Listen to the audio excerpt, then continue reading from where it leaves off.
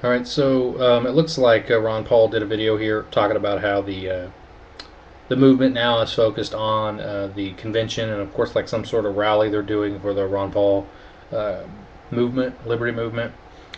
And at this point, it's moving to a delegate issue and try and change the platform, get a speech. Um, I and I guess it just maximize his power and whatever. I don't know if it's to win. I mean, I wish you would have said that. Do you want us to win? Because I almost get the impression that we may have enough delegates to even push that if they didn't have to vote for Romney on the first ballot. Um, they're supposed to be bound, but they're not bound by law. They're bound because of tradition. Would be the best way that I can understand it. But I'm not even sure about that. So whatever. Anyways, I think it's really what's at play here is a bigger issue for me, and why I think people like me are frustrated. And that is, it's like, well, what's the plan after this? I'm not done, folks. And Ron Paul is so freaking impatient. I don't know how he's done this his entire life.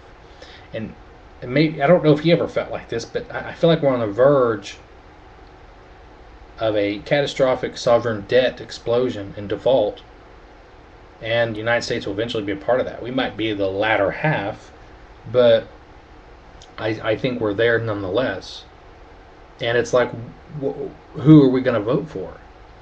And I mean, Gary Johnson. I don't have a problem with Gary Johnson on his policies, really. He's kind of boring. I hopefully he'll go through some debate prep and man, the liberty movement needs. We need a Manchurian candidate of our own. We need a guy who can fucking speak.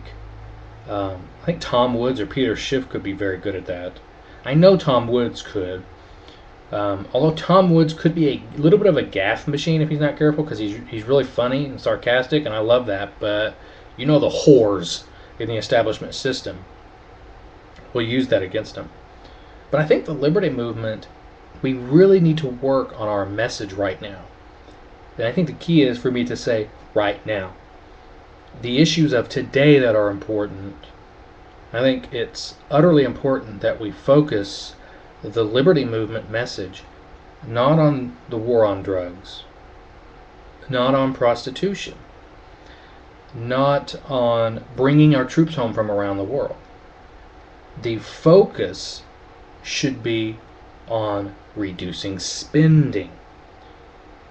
See, it's all about, Frank Luntz is right. See, people in the liberty movement like to say, fuck you, Frank. But he's right. We're not lying by using people's stupidity against them to make them think they hear what they want to hear. Because the thing is, none of these people really know what they're supposed to believe. They become whores and shills for people and sycophants, whatever that fucking word is, and ass kissers. Once they've put their pride on the line and voted for you and attacked the other guy, that's when they start that, yeah, well, your guy did this, your guy did that. And they start that fucking back and forth bullshit. So they want to be told. They want to be told what's the right answer. But before you do that, you need to establish that there is one thing that I'm here to offer that these other two fuckers are not going to offer. That should be our goal from day one and nothing else. Anytime Gary Johnson gets a question, he should contrast his response as president with the two fuckers to his side. Because he's going to be in the middle.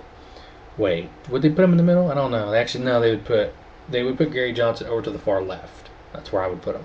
I mean, if I were a douchebag, progressive, elitist, or whatever, or moderate, whatever the fuck that is. But anyways, if they ask Gary Johnson, Mr. Johnson, how does your foreign policy differ from the other two candidates? Let's hit this cup over here. Start off by immediately explaining that you would only go to war with a declaration of war, as is stated in the Constitution, that you do not support nation building, and that if any nation attacks us, we destroy them once we declare war through the Congress, and we do not rebuild their nation. That is on them to do because they attacked us, apparently. and that my opponents, on the other hand, will support nation building, they will try to police the world, and they will try to go to war without a constitutional declaration of war so that we can't all go to war together.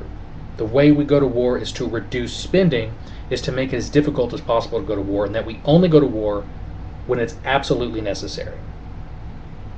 And President Obama and Governor Romney will go to war whenever they wish. They don't care what Congress says. They won't care what Congress says. President Obama said he's already done as much in Libya. Romney said that he would talk to his attorneys before he invaded Iran unconstitutionally without a declaration of war. This is an example of why we're where we're at, and if we continue voting for these type of people, we will stay in this position, and we will not improve as a nation. So it's up to you. That would be my fucking answer. Destroy their positions multiple times while reaffirming yours. Notice once I didn't bring up prostitution or drugs. It's beautiful. What's another whorish big government question they would ask? Candidate... Gary Johnson. Candidate Gary Johnson, why are you running? I'm running because I'm not a whore like the two people to the left and right of me. I mean, that's probably what I would say. I'm not a political whore. Okay? I mean, can you imagine if a candidate said that? That'd be fucking epic. And they would probably, MSNBC would say, that's racist. He called Obama a whore because he's black. What? That didn't make any sense. I don't know. It's MSNBC. Who cares? But they would ask that. Why are you running? No one cares. No one cares about Gary Johnson. And I guess you could you could use it against them. Of course they don't care that I'm running. Because I actually want to cut spending. Because I actually want us to go to war only when it's absolutely necessary. And I want your stupid representatives to vote on it. How dare me? That's just absurd. You know what? You're right. Just keep voting for these two idiots and see what you get. It's really working out well for you. Keep doing it, fuckers. So they would ask about foreign policy, and they would ask what would you say to a mother of 4 who is starving and can't feed her kids and she can't take them to get their tumor removed? Ugh. Well, first of all, my suggestion would be to not steal from someone else in order to pay for this. Secondly, there's a single mother of 4 kids who has just had her bank account seized by the IRS, and she can't feed her kids. She can't pay her mortgage payment. Big government fucks. You probably have to take that word out. Turn that fucking story around on them. If they want to think, those poor people who can't pay for stuff, turn it around on them. What happens when big government fails? What happens when big government comes after you? Turn it around on them. And then maybe at the end, we'll bring up the fact that, again, Obama will not change any of this. Keep it coming back to that. Again, the focus should always be, as a libertarian, should always be on reducing spending no matter what. So if they ask about abortion, abortion, prostitution, or drug legalization, always bring it back to the role of government, reducing spending, and if you can, maybe back over into constitutional wars, and bring it into how we've got into this position. The amount of money that we're spending in these unconstitutional wars. What is the number?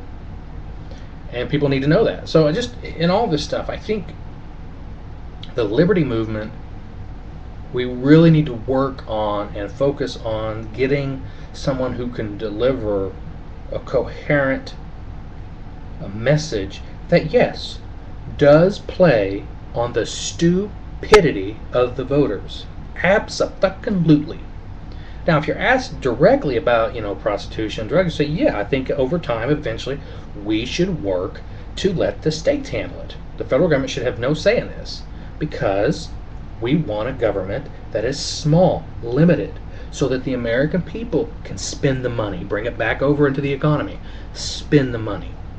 Only go to war with a declaration of war, so we can reduce government size, reduce government spending, stop bailing out companies, let individuals succeed or fail on their own, so that we don't repeat what happened in 2008 and what's going to happen in 2012, 13, 14, 15, 16. The same situation that's happening in Greece, Spain, Italy, it's going to repeat here if we don't change these policies. Always bring it back to that. And it'll probably never happen. So, see ya.